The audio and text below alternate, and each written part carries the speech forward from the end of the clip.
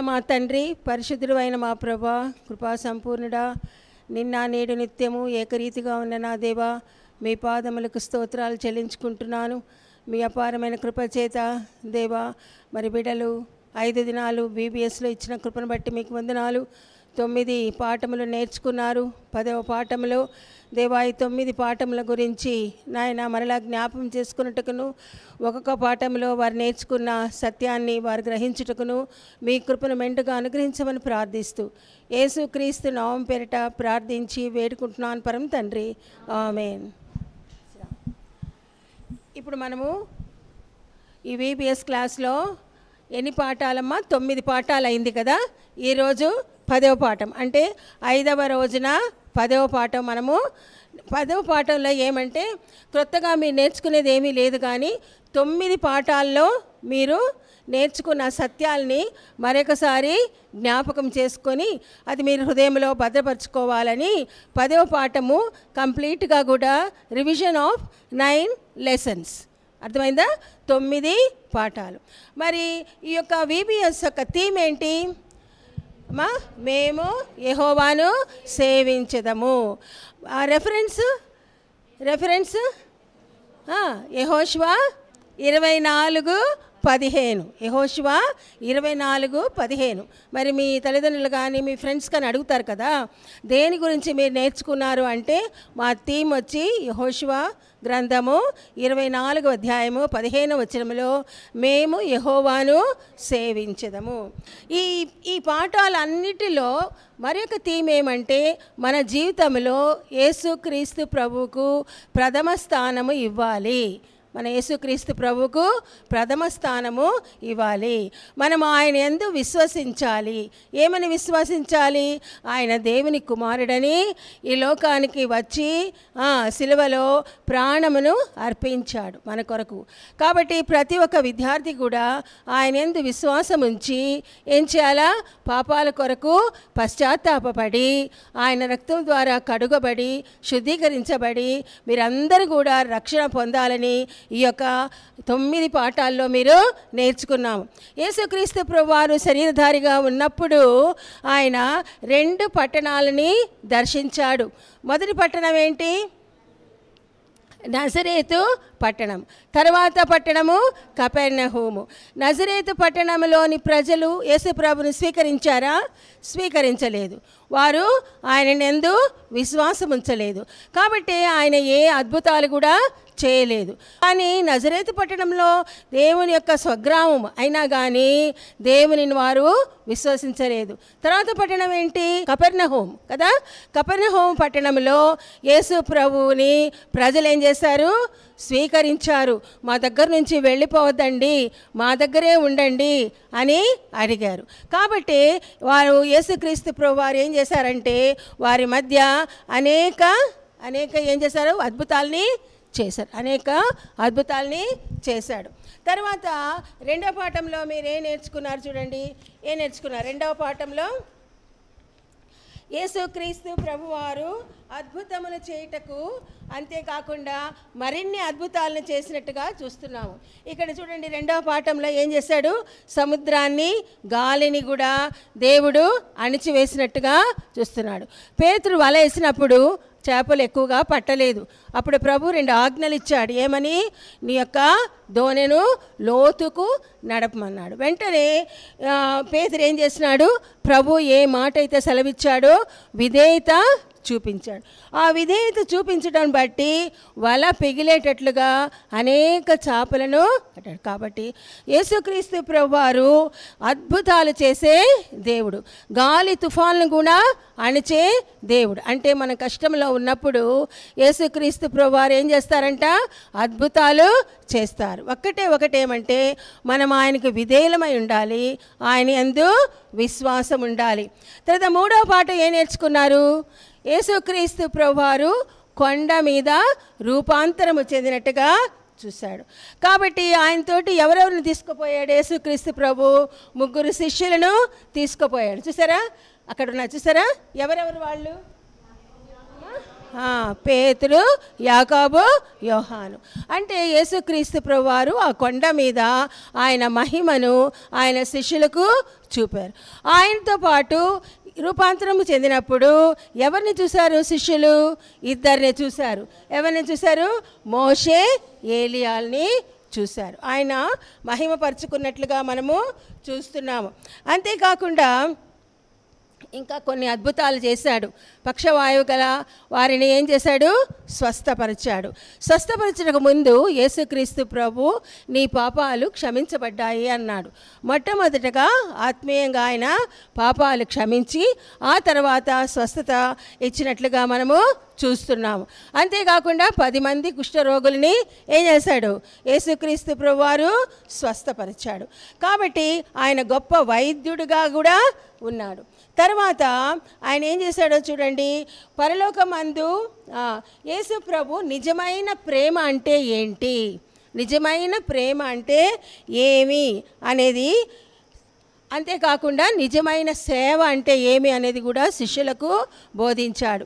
యేసుక్రీస్తు ప్రభువారికి ఎంతమంది శిష్యులు ఉన్నారు? 12 మంది శిష్యులు ఉన్నారు. ఆ 12 మంది శిష్యులు కాకుండా యేసుక్రీస్తు ప్రభువారు పరిచర్యకి ఎంతమందిని పంపించారు? 70 మందిని పంపించారు. అంటే యేసుక్రీస్తు ప్రభువారు వారు పంపించేటప్పుడు ఏమని చెప్పాడు? కోత విస్తారంగా ఉంది, కానీ పనివారు తక్కువగా ఉన్నారు, కొద్ది మందిగా ఉన్నారు అన్నాడు. కాబట్టి వారు పోయేటప్పుడు ఏం చేయాలని చెప్పాడు? అన్ని డ్రెస్సులు, షర్ట్లు, ప్యాంట్లు అన్నీ సిద్ధపరచుకోవాలని చెప్పాడా? ఏమీ సిద్ధపరచుకోకూడదు. అంతేకాకుండా డబ్బు కూడా ఏమీ తీసుకోపోకూడదు. ఇల్లు పోయి విందులు చేసుకోకూడదు. ఒక్క ఇంట్లోనే ప్రవేశించాలా, అది సమాధానము అని చెప్పాలి.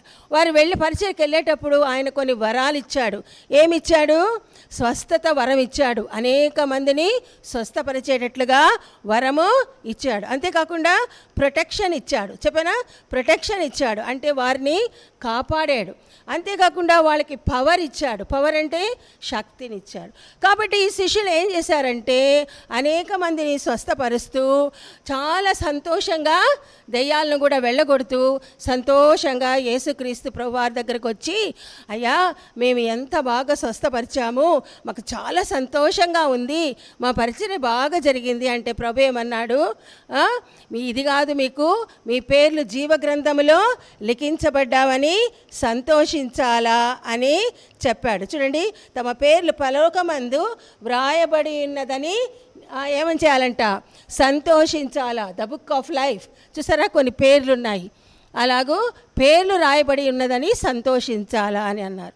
కాబట్టి ఇంకోటి కూడా చెప్పాడు. ఏమంటే మన పేర్లు జీవగ్రంథంలో లిఖించబడ్డాయి అని సంతోషమే కాకుండా మన స్నేహితుల పేర్లు, మన తల్లిదండ్రుల పేర్లు, మన చెల్లెళ్ళు తమ్ముళ్ళ పేర్లు, మన ఇరుగు పొరుగు వారి పేర్లు అన్నీ కూడా బుక్ ఆఫ్ లైఫ్ జీవగ్రంథంలో వ్రాయబడాలని మనం ఏం చేయాలా?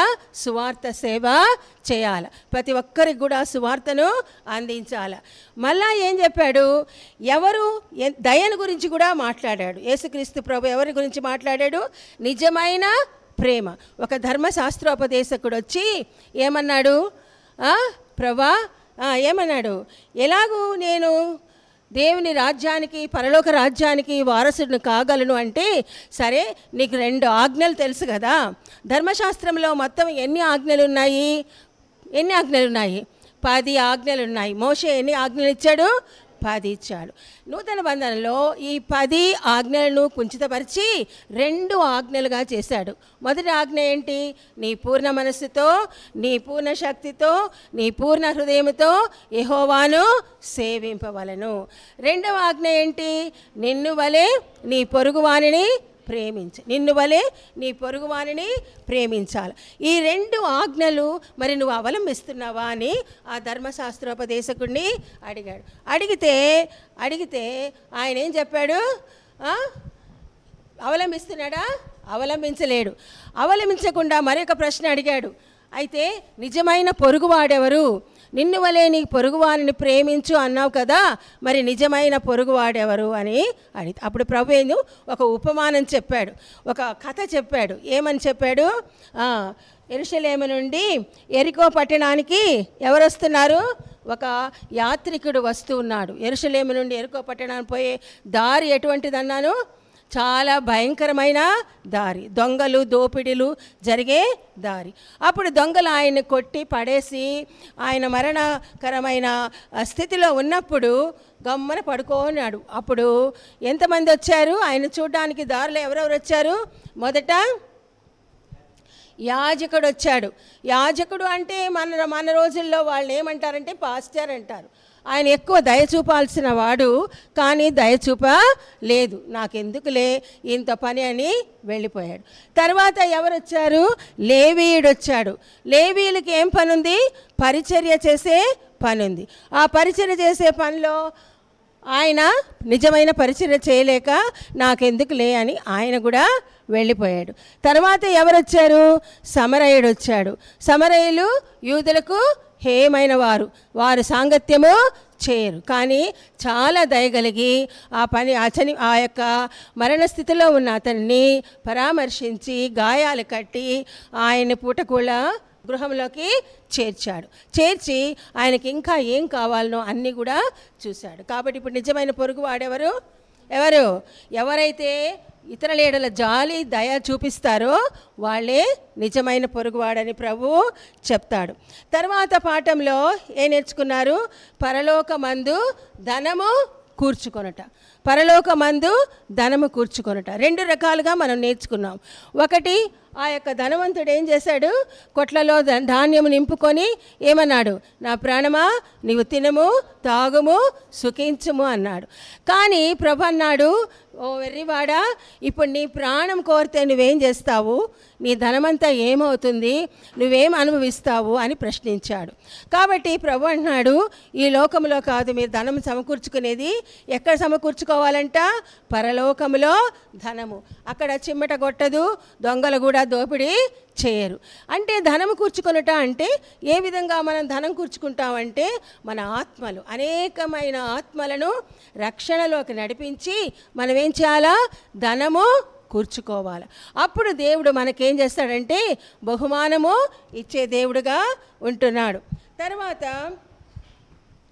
ఎవరు కూడా ఏం చేయకూడదంట? సాకులు చెప్పకూడదంట. యేసు ప్రభు దగ్గరికి వచ్చేదానికి సాకులు చెప్పకూడదు. ఏదైనా మీటింగ్స్, స్పెషల్ మీటింగ్స్ లేకపోతే VBS జరిగేటప్పుడు అమ్మ రండి అంటే చాలామంది సాకులు చెప్తూ ఉంటారు కదా. సాకులు చెప్పడం అంటే ఏంటి? నాకు పని ఉంది, నాకు కాలేజీకి పోవాలా, నాకు హోంవర్క్ ఉంది, నేను ఆఫీస్ నుంచి వచ్చి చాలా టైర్డ్ అయిపోయినాను, నేను రాలేను అని చెప్తారు కదా. అట్లనే ప్రభు కొంతమంది ఎట్లా చెప్పారంట? నాకు వివాహమైంది, నేను పొలం కొనుక్కున్నాను, ఆ తర్వాత నేను ఇంకా చాలా పశు సంపద ఉంది, వాటినన్నిటిని చూసుకోవాలా, నేను రాలేను అని అట్లాగూ సాకులు చెప్పకుండా ఏం చేయాలంట? మనము దేవుని మందిరానికి వచ్చేది మనము నేర్చుకోవాలా. అంతేకాకుండా తర్వాత పాఠంలో మీరేం నేర్చుకున్నారు? తప్పిపోయిన వాటిని కనుగొనుట. అంటే లూకాసు వార్త 15వ అధ్యాయంలో ఏముంది? 3 ఉన్నాయి. The lost sheep, the lost coin, the lost son. వీటి ద్వారా ఏం నేర్చుకుంటున్నామంటే ప్రభు 100 గొర్రెలు ఉన్నప్పటికీ ఒక్క గొర్రె రక్షణ కొరకు ఎంతో శ్రద్ధ కలిగి వెతికి రక్షించినట్టుగా చూస్తున్నాం. మళ్ళీ 2వ లాస్ట్ కాయిన్లో ఆమెకి 10 నాణ్యాలు ఉన్నప్పటికీ 9 పోయినా కానీ ఒక్క నాణ్యం కొరకు వెతికి దాన్ని పొందినట్టుగా చూస్తున్నాం. లాస్ట్ సన్లో ఏం చూస్తున్నాము? 2 కుమారులు ఉన్నప్పటికీ తప్పిపోయిన కుమారుడు కొరకు తండ్రి ఏం చేశాడు? ఎంతో ఆసక్తితో వెయిట్ చేసి కుమారుడు పశ్చాత్తాపడి ఎప్పుడైతే ఇంటికి వచ్చాడో ఆయన కౌగలించుకొని ఆయనకి నూతన వస్త్రాలు ఇచ్చి ఆయన చేతికి ఉంగరం తొలగించి మంచి విందు చేసినట్లుగా మనము చూస్తున్నాము. అలాగే ప్రభు కూడా ఎవరైతే రక్షణ పొందారో ఒక్క పాపి రక్షణ పొందితే ఎక్కడ సంతోషం ఉంటుందంట? పరలోకములో సంతోషం. ఇప్పుడు మీరు ఇంతమంది వచ్చారు కదా, రక్షించబడిన వారు కొంతమంది ఉన్నారు, కొంతమంది రక్షణ లేకుండా కూర్చొని ఉన్నారు. దేవుడు అంటున్నాడు ఒక్కరు రక్షణ పొందినా కానీ పరలోకంలో ఏముంటుందంట? సంతోషము ఉంటుందంట. తర్వాత మీరేం నేర్చుకున్నారు? 8వ పాఠంలో యేసు ప్రభువు ప్రార్థన గురించి చెప్పడం నేర్చుకున్నాడు. శిష్యులు ఏమడిగారు యేసు ప్రభుని? ప్రభువా మాకు ప్రార్థన చేయడము నేర్పించు అని అడిగారు. అడిగితే ప్రభు పరలోక ప్రార్థన నేర్పించాడు. ఏమన్నాడు?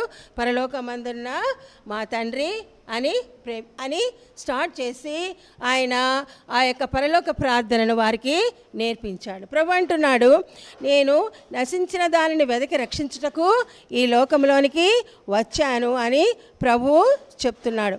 అంతేకాకుండా ప్రార్థన అనేది 2 రకాలుగా చెప్పాడు. సుంకరి ప్రార్థన చెప్పాడు, పరిసయ్యని ప్రార్థన చెప్పాడు. పరిసయ్యుడు ఏం చేశాడు? తను తాను హెచ్చించుకుంటూ ఏం చేశాడు? ప్రార్థన చేశాడు. కానీ సుంకరి తను తాను తగ్గించుకొని ప్రార్థన చేశాడు. అంతేకాకుండా ప్రభు అన్నాడు, ప్రార్థన వలన సమస్తమును సాధ్యమన్నాడు. ప్రార్థించేటప్పుడు ఏం చేయాలంట? అడగాలంట. అడుగుడి మీకు ఇయ్యబడును, వెదకుడి మీకు దొరుకును, తట్టుడి మీకు తీయబడను, అడుగు ప్రతి వాడును పొందును అని వాక్యంలో ఉంది. కాబట్టి మనం ఏం చేయాలా? ప్రార్థన అంటే ఏంటి? అడుగుట. ప్రార్థన అంటే అడుగుట. ప్రతి విశ్వాసి, రక్షణ పొందిన బిడ్డ ఏమైతే అడుగుతాడో ప్రభు దాన్ని ఖచ్చితంగా ఇచ్చేవాడుగా ఉంటున్నాడు. తర్వాత ఈరోజు పాఠంలో ఏం నేర్చుకున్నారు?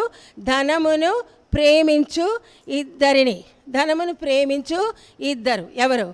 ఒకడు అధికారి కదా, వృద్ధులు నేర్చుకున్నారు కదా. ఏంటి? ఒకడు అధికారి, ఇంకొకడు జక్కయ్య. ఇద్దరు ధనాన్ని ప్రేమించే వాళ్ళే. ప్రభు అన్నాడు, సూది బెజ్జంలో ఒంటన్న దూరుతుంది కానీ ధనవంతుడు మాత్రము పరలోక రాజ్యంలో ప్రవేశించుట అసాధ్యము అని చెప్తాడు. అంటే ధనం ఉన్నా కానీ పశ్చాత్తాప హృదయం ఎవరికైతే ఉంటుందో అప్పుడు దేవుడు వారికి పరలోక రాజ్యము ఇస్తాడు. ఒక అతను ఏం చేశాడు? బోధకుడు ఏం చేశాడు? అయ్యా నీ ధనమంతా అమ్మి పేదలకు ఇవ్వు అంటే ఏం చేశాడు? అమ్మో నేను ఇవ్వలేనని వెళ్ళిపోయాడు కదా. రక్షణ నాకు అవసరం లేదు అని అనుకున్నాడు. కానీ ఈ ధనవంతుడు మాత్రం ఏం చేశాడు? ఈ యొక్క జక్కయ్య ఏం చేశాడు? వెంటనే పశ్చాత్తాపపడి ఏమన్నాడు? నా ఆస్తిలో సగం మట్టుకు పేదలకు ఇస్తాను, అంతేకాకుండా నేను ఎవరి దగ్గర అయితే అన్యాయంగా తీసుకున్నానో 4 రెట్లు వారికి ఇస్తాను అని పశ్చాత్తాపపడి తాను చేసిన తప్పును ఒప్పుకున్నాడు. కాబట్టి ఆయన దేవుని రాజ్యంలో ప్రవేశించినట్లుగా మనము చూస్తున్నాం. అదే లూకాసు వార్త 19:10 ఏం చెప్పాడు?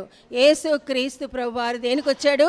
నశించిన దానిని వెదకి రక్షించుటకు యేసు క్రీస్తు ప్రభు ఈ లోకానికి వచ్చాడు అని చెప్తున్నారు. కాబట్టి మనము క్రీస్తుని యందు విశ్వాసం ఉంచిన ఎడల ఆ ధనవంతులు కూడా రక్షణ పొందగలరు. ధనవంతులైనా కానీ క్రీస్తు యేసులో రక్షణ పొందగలరు. ధనవంతులైనా పొందగలరు, పేదైనా పొందగలరు, ఎవరైనా పొందగలరు. ఎవరు పొందగలరు? ఎవరైతే దేవుని దగ్గర పాప క్షమాపణ కోరుకుంటారో.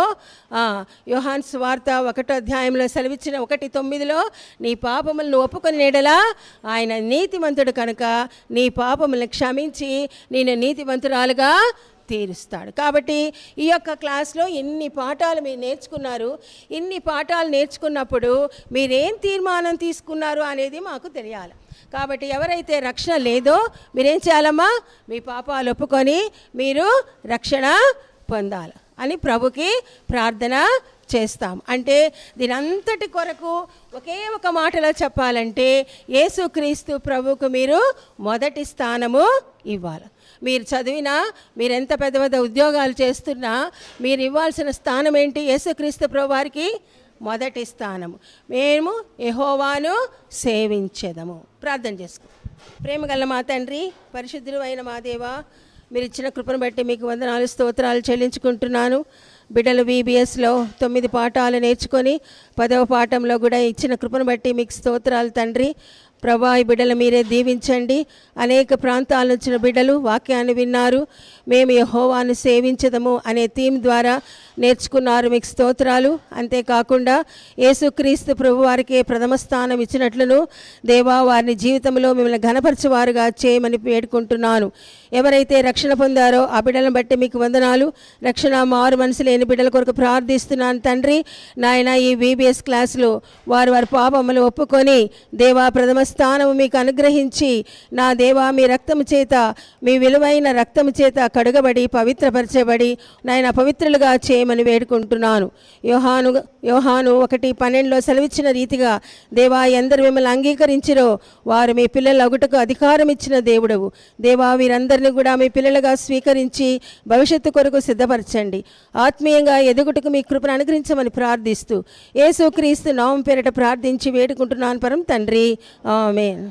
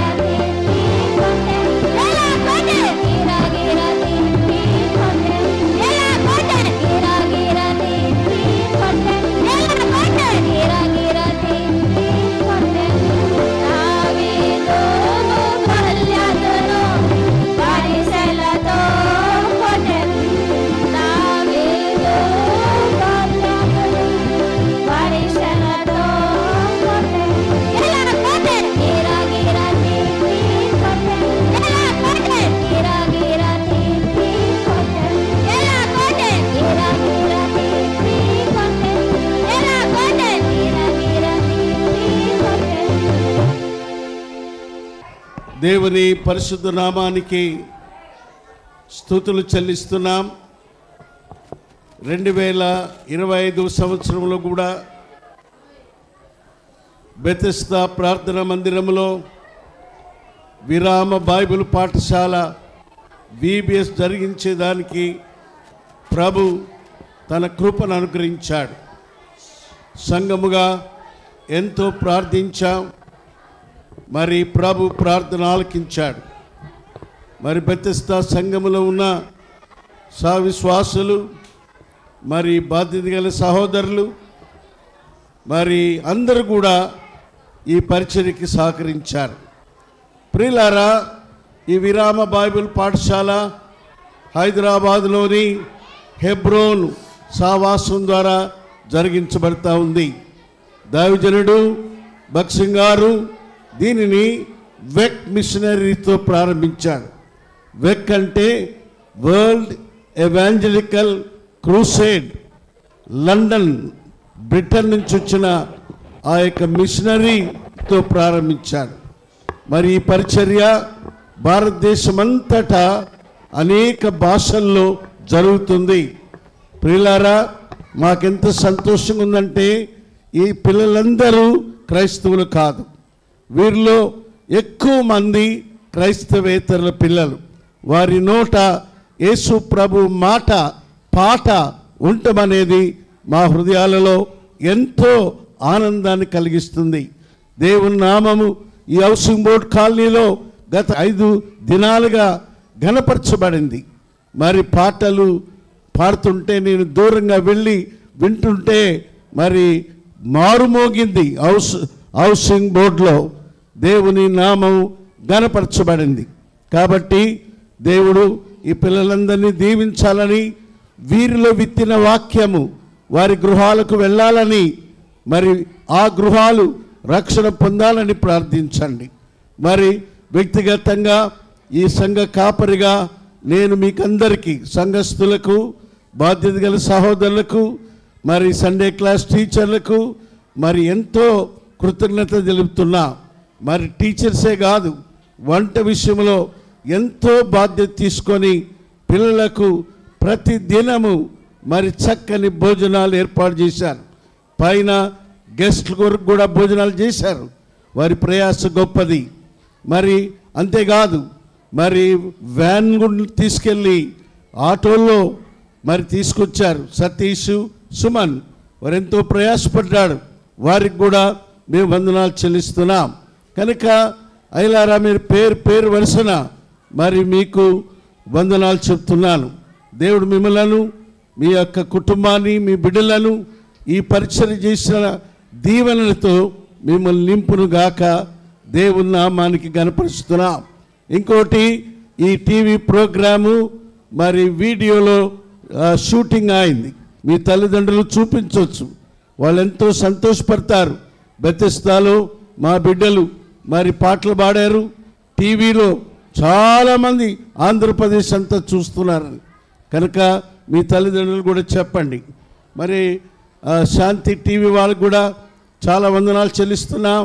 మరి బ్రదర్ కూడా యవనస్తుడు, అలాగే మరి సంస్థ అధినేత, ఆయనకు కూడా వందనాలు చెల్లిస్తున్నాం.